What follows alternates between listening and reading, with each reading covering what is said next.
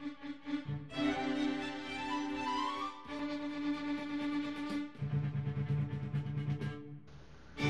everybody, Carl here, and back here in the workshop. And I've been kind of working on this a little bit, working that a little bit. A buddy of mine had a DVR player that quit working on him. I don't know, probably around 2010, 2011 era. Anyway, not really sure on that. I wouldn't even power up. I went in. I found really three really bad capacitors in the power section. Swapped them out, and she fired right up. So pow. That was an easy one. Let's see. I'm working on doing a couple of things with the making parts. You know. And one other thing I was doing, I have one of those Nikon cool picks. I mean, there's a whole range of them, from the very expensive to the pretty cheap. And I had gotten one, and it worked okay for a long time. One cool thing about it, it was a model where you could actually put AA batteries in it. So, if you had a bunch of AA's, you didn't have to worry about, the chargers and all that stuff. But anyway, it started where and I didn't drop it or anything. I don't know what caused it, but it started sticking when the lens had come out. The lens, you turn it on and it zip zip zip zip, and it expands out, telescopes out, and it was starting to stick, and I get an error, and if I pulled it all the way and restarted it, it might go back in, it might not go all the way, and then I get an error and I have to push it, and so anyway.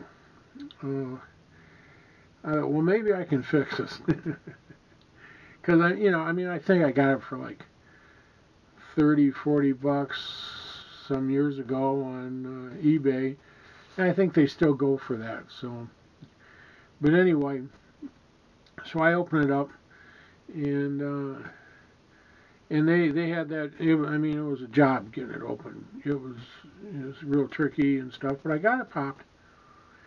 And I'm looking inside, and I can see the unit.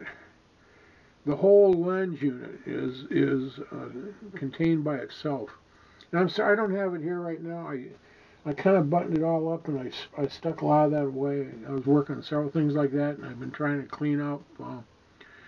But anyway, the lens unit is like a whole unit in itself in the center.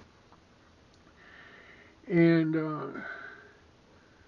I didn't think nothing about it. Goes, well, let's see if we can pop this out. And I'm like working on it, and all of a sudden I got a jolt that it like threw my hand back, and it just like went kapow in front of me.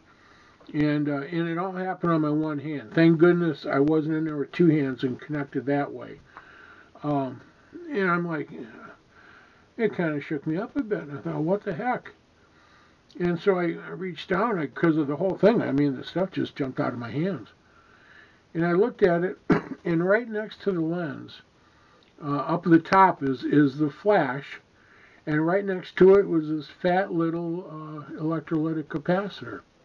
And I hadn't, it's funny. We push this safety stuff all the time. Be careful about this. Be careful about that.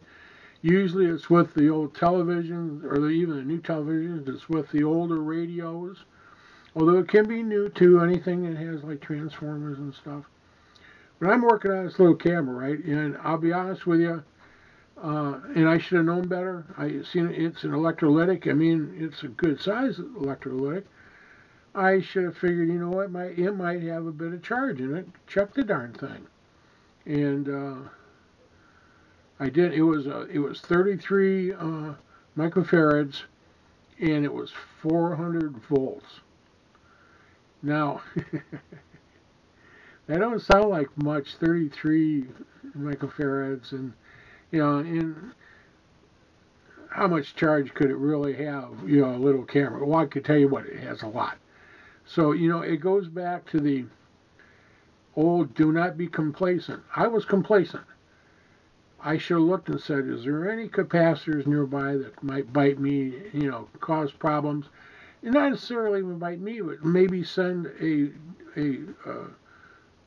quick spike of a current through, and bingo, you could burn stuff out. I mean, you got to think about all that stuff. And I was complacent. I messed up. And you know, I'll tell you what.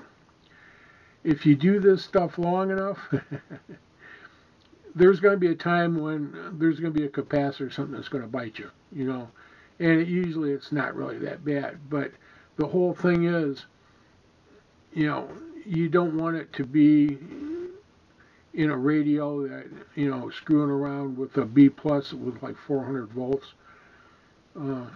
That's the one you really don't need to be smacking you. And if it does, you know, you don't necessarily always like stand there because you don't have your hands on everything, which is why you have the one hand in your pocket deal, because you don't want that juice running through you, up your arm, across your chest where your heart is, and down your other hand. And Big Clive, he did a deal on his, if you ever see it, where he kept taking more and more electric to see what happens, and he got to a point where, yeah, you almost cannot let go of something because your muscles, you know, contract your hands in. That's it'd be a good one. You ought to, you know, check it out. But getting back to my deal, like I said, I was complacent, and it just goes to show you. And I've been doing this a long time. I mean, I started working on radios and playing with them and taking them apart now.